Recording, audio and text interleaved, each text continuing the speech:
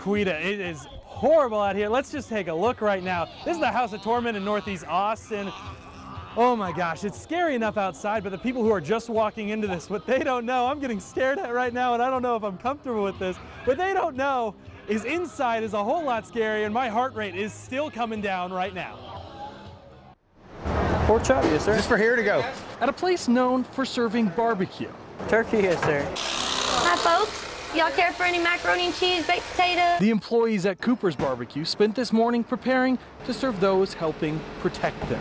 We took about 80 sandwiches out there for the guys fighting the fire. Yeah, it was a good bit of food, but it went to a good cause. This is the owner of Cooper's, Jason Wu. Thank you, sir. In his house, he says he could see a fire spreading last night. And then I text my dad, said, hey, I'm gonna do something tomorrow. I don't know what I'm gonna do, but we're gonna do something. Pound of turkey, yes sir. I got friends out there that are doing it too. So, you know, local volunteer fire department and stuff. But it's not only his friends out there fighting the fires. I'll do it. Cashier Bonnie Whitaker also knows someone who's helping.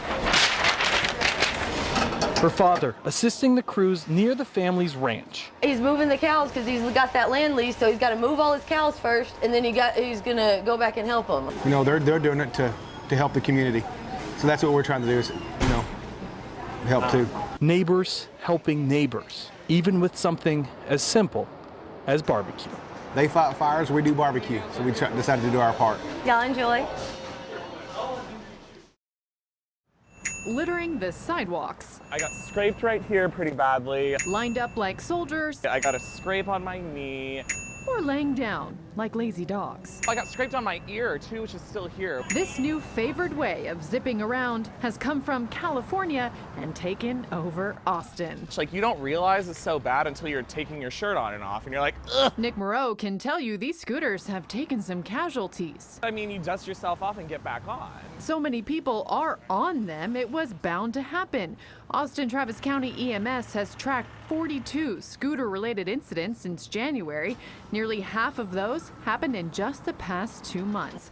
In fact, they had to come up with a new code for scooter incidents because there were so many, and they hadn't really dealt with this before. We set out a camera at the corner of 4th and Congress.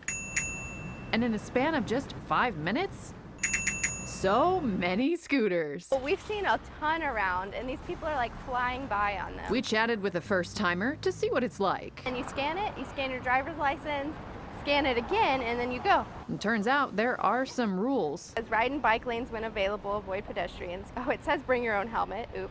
Do not ride on roads where the speed limit is higher than 35.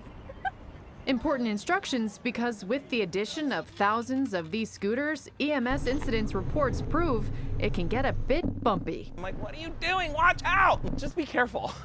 Like all aspects in life. And that's good advice. You could call it a variety show. Think of like a modern day Jerry Lewis telethon, except instead of having like fun bands and like kids dancing, we have paintballs and punishments.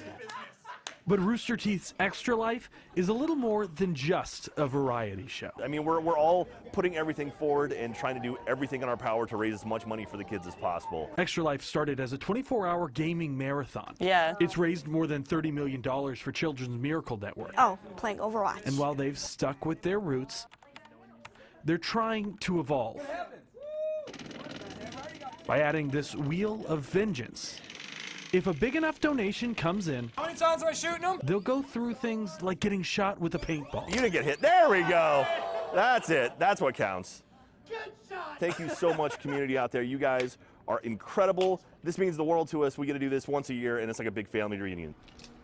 In every $250,000, things get run over with a steamroller, like these action figures. Actually held up pretty good. Behind all the shenanigans, the goal is still raising money for the kids. This year, I challenged our community to raise $1.25. It is a lot of money, and I think what's really interesting about it is that it's not coming from really large donations. You know, it's just a lot of people donating small amounts. Because whether it's your normal variety show or not, it's all about the kids. Awesome. Hank Cavanaro, KVU News. It's really sad. And it's sad for all Highland Lakes. The Emerald Point Marina along Lake Travis attracts hundreds of thousands of people every year. Certainly never seen it come up this high. It's pretty sad, you know, because you're running this gorgeous piece of property. But at this gorgeous piece of property, this was the scene a week ago. Parking lots underwater, boat ramps and roads submerged, a restaurant filled with water. Enough to make you cry a couple times. But here today, as the waters start to recede, a sign of hope.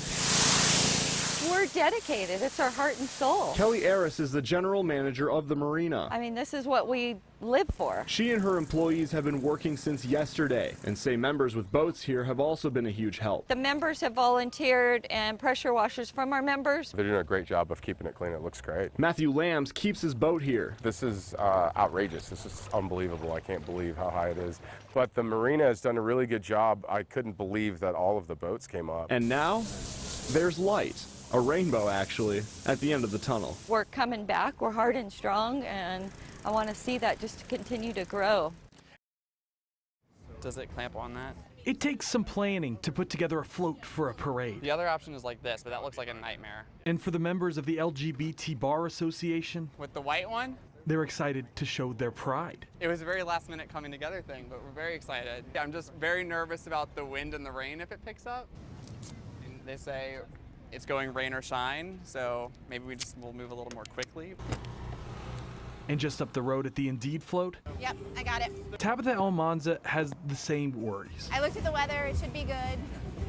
Fingers crossed. But sometimes, no matter how much you hope, you can't control the weather. Do you want to try to wrap them or swing them? The rain is just going to come. Yep. With the plastic sheeting? Yeah. The whole thing? Yep. Can I hand it to you so I can get this the sign? Everyone along the parade line trying to cover up, hoping to do the same thing as Almanza. Protecting the rainbows. And you remember the LGBT bar? Rain or shine, this is rain. We're doing it. My shoes are soaked through completely. Yeah. We're standing in like the Mississippi River. Dealing with the rain and still trying to be optimistic. Don't bring around a cloud to rain on my parade. I mean, someone brought around the clouds, but it's gonna go away. We'll be fine. Almost looks like winter, as you can tell. A little different for the first full day of spring, but I'll take it. It's pretty beautiful. The snow's been coming down steadily here in Bar Harbor since about 3:30 this morning. Well, Mike and Quita, when you're at the gas pump, you're probably used to putting your card in and pulling it out directly, but now you actually push your card all the way in and it holds it in there. And the reason they're doing this is all in the name of safety. Yeah, they do. That's because it really does have a wide shoulder here off 620. It's almost like another lane for bicyclists, but it really is right next to speeding traffic, around 65 miles of speed limit. And if you look across the street, those flags, that's where that bicyclist was killed while changing his tire.